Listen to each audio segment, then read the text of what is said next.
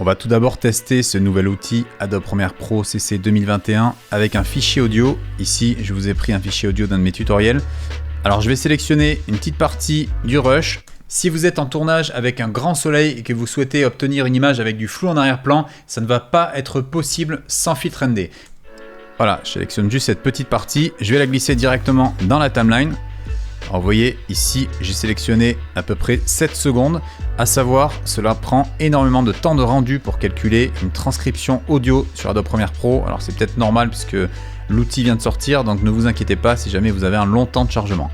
On va venir cliquer sur l'élément ici, sur l'élément audio. Je vais dans Fenêtre, je sélectionne la nouvelle option qui est apparue sur 2021 qui s'appelle Texte.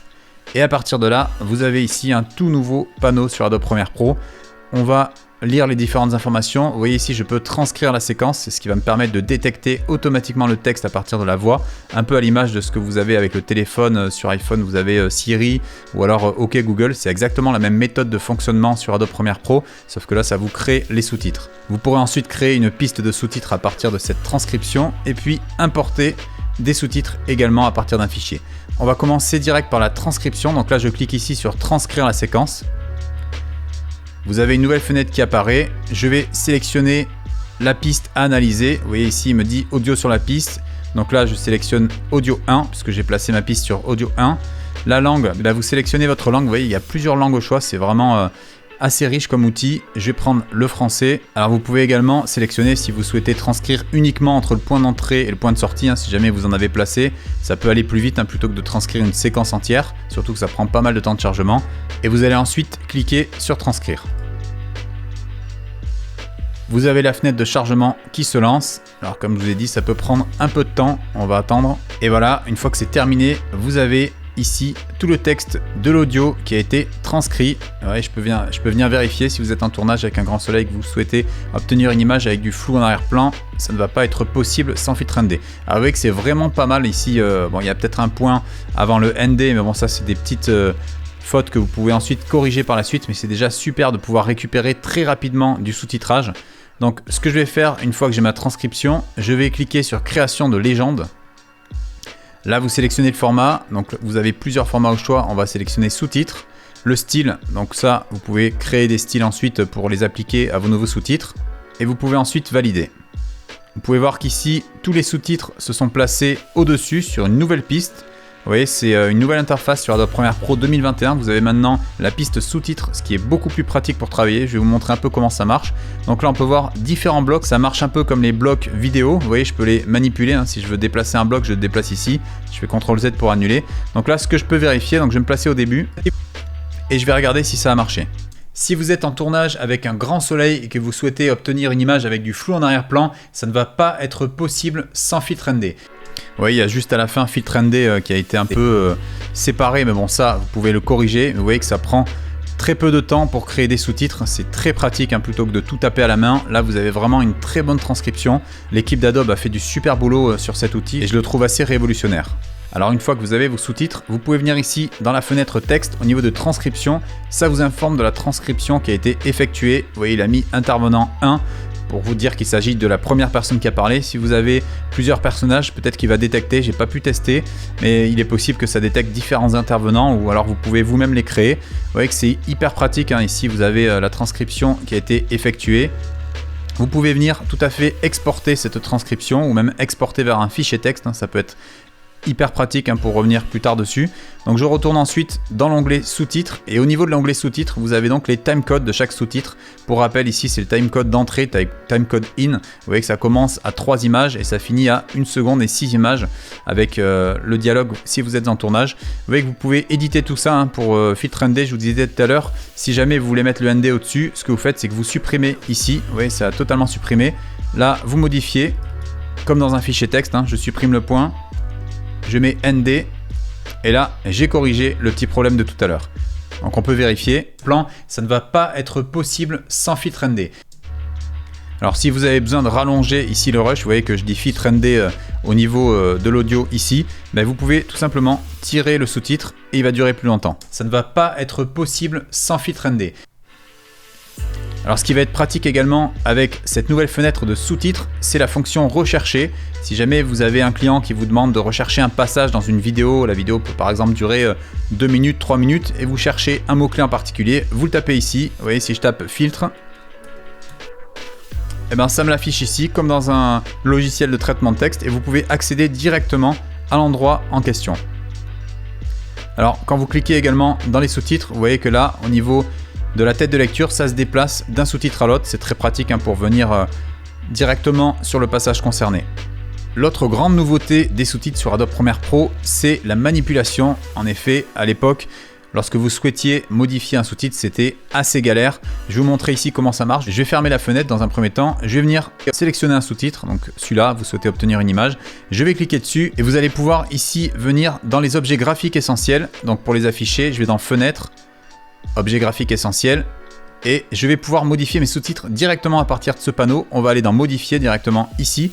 Et oui, c'est très pratique. Je peux non seulement double-cliquer ici pour remodifier le texte, comme si c'était un texte que vous aviez inséré.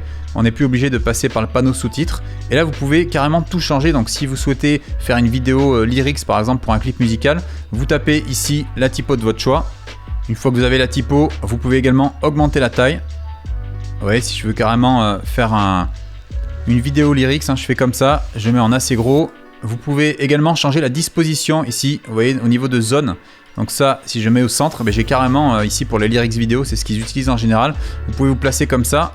Et là, au niveau du sous-titre, ça va directement le mettre au centre. Alors, vous pouvez venir personnaliser vos sous-titres ici. Si je clique dans Fond, je peux venir ici modifier la couleur du sous-titre. Vous pouvez ajouter des contours, des arrière-plans.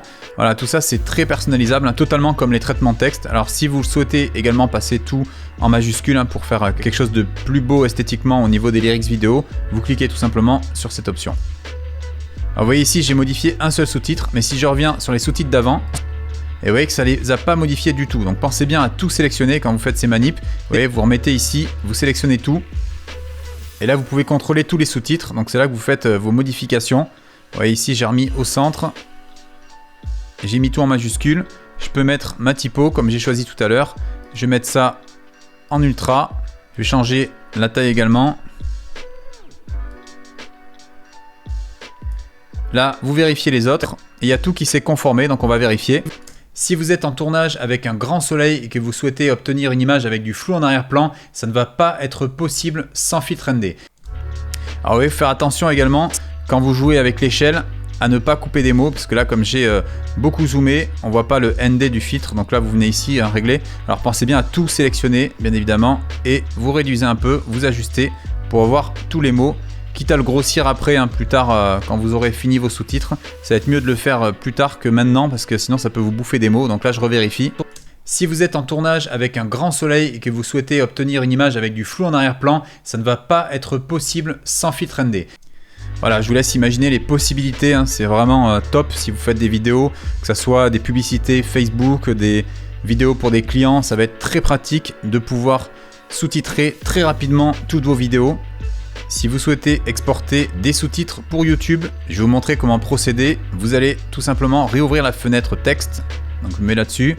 Là, vous avez tous vos sous-titres, vous cliquez ici, au niveau des 3 petits points, et vous pouvez faire exporter vers un fichier SRT. À partir de là, le fichier SRT, c'est un fichier qui est reconnu par YouTube. Vous n'aurez plus qu'à insérer votre fichier de sous-titres avec votre vidéo.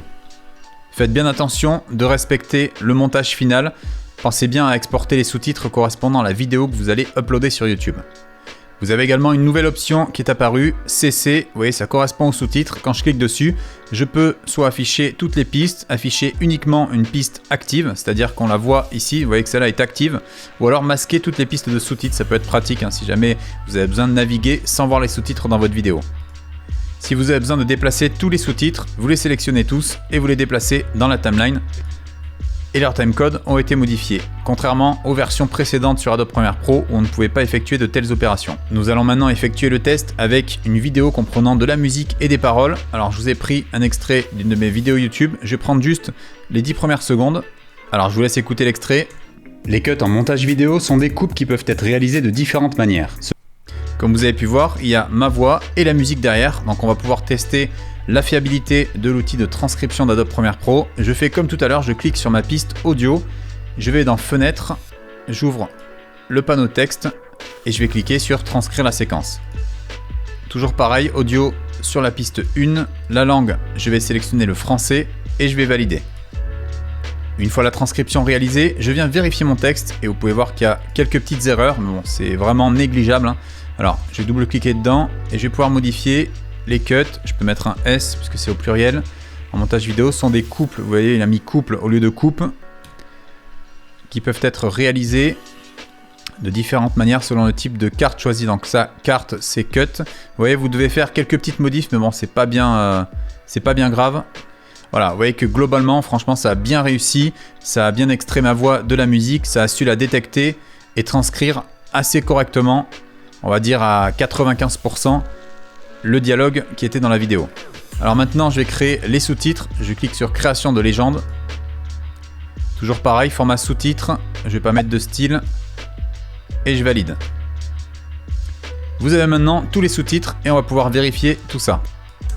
Les cuts en montage vidéo sont des coupes qui peuvent être réalisées de différentes manières. Selon le type de cut choisi, vous pouvez apporter une intention différente à la narration ou tout simplement fluidifier et dynamiser vos vidéos. Comme vous avez pu voir, ça marche très bien et en plus, le logiciel respecte les règles en matière de sous-titres, c'est-à-dire qu'il ne faut pas qu'il y ait trop de mots pour que ça reste lisible pour le public. Si vous mettez des trop longues lignes, on n'a pas le temps de les lire. Là, vous voyez que ça se fait vraiment proprement, c'est très bien géré et ça reste agréable à lire pour le spectateur.